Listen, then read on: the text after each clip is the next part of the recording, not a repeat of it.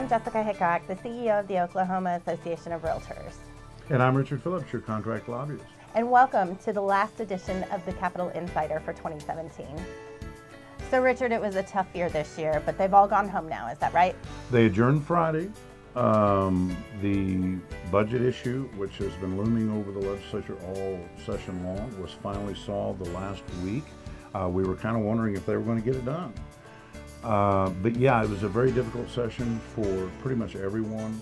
The legislature had a lot of new folks at new positions, appropriations, President Pro Tem, Speaker, and it was tough for us, it was tough for them, but it is over now and we can be thankful for that. For sure. So while the legislature was focused on the budget, we still got a lot accomplished, didn't we? We did, and some things directly, some things indirectly. You know, one of the biggest accomplishments of the session was House Bill 2403, which would have capped personal itemized deductions for Oklahomans who own homes and write their interest deductions off of their taxes.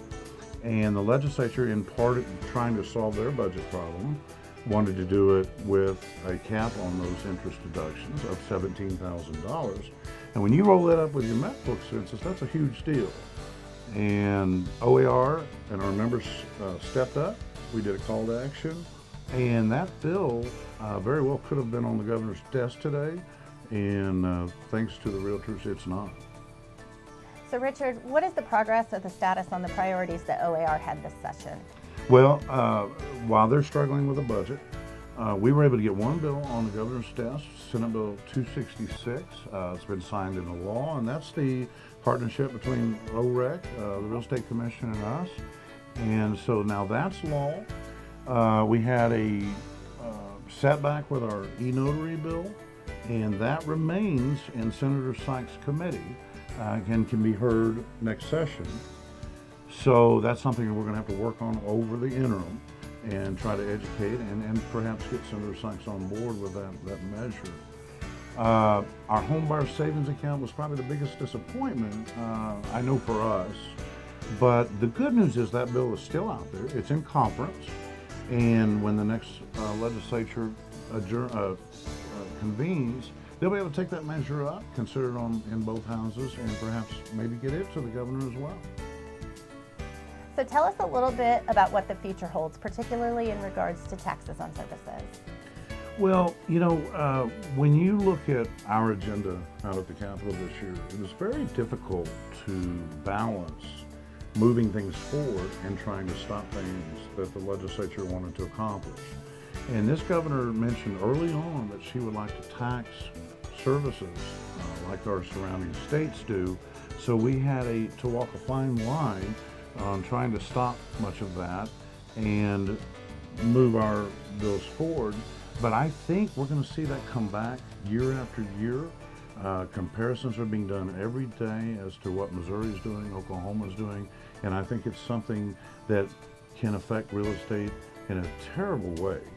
And I think we're really going to have to pay attention to that, and our members are going to have to stay alert, and maybe more call to actions to come on that.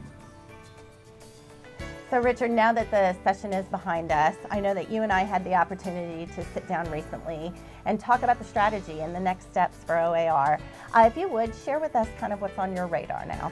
Well, it's a little, as we talked over coffee, it's a little bittersweet for me, but I'm about ready. You know, I've been going out to that Capitol for 25 years, and it's time for me, I think, to scale down my lobbying efforts. I want to focus more on my real estate and some other things in my life. And I tell you, I've appreciated being part of this organization for the last however many years. It has been the leadership, the staff. It's just been a tremendous place to be, but I just think it's time for me to do some other things. Now, you'll still see me out at the Capitol, and I'll still help. I'm a realtor, and when there's a call to action or if there's anything I can do, I'll be there for you.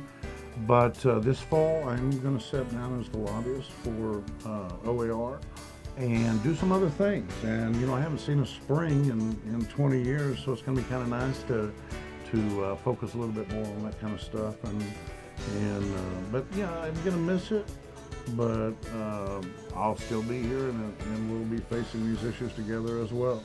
Well, I know I can speak confidently on behalf of our entire membership. We do appreciate the work you have put into our issues and the work that you have done for us, and we say, hey, thank you, and we know that you've got great things that lie ahead. So, now before we wrap up this final edition of the Capitol Insider, there are a couple more people that we do need to thank in addition to your work, Richard, and that's Carol Brewster. I know she's done some amazing work for OAR down at the Capitol in addition to everything else that we have accomplished for the year.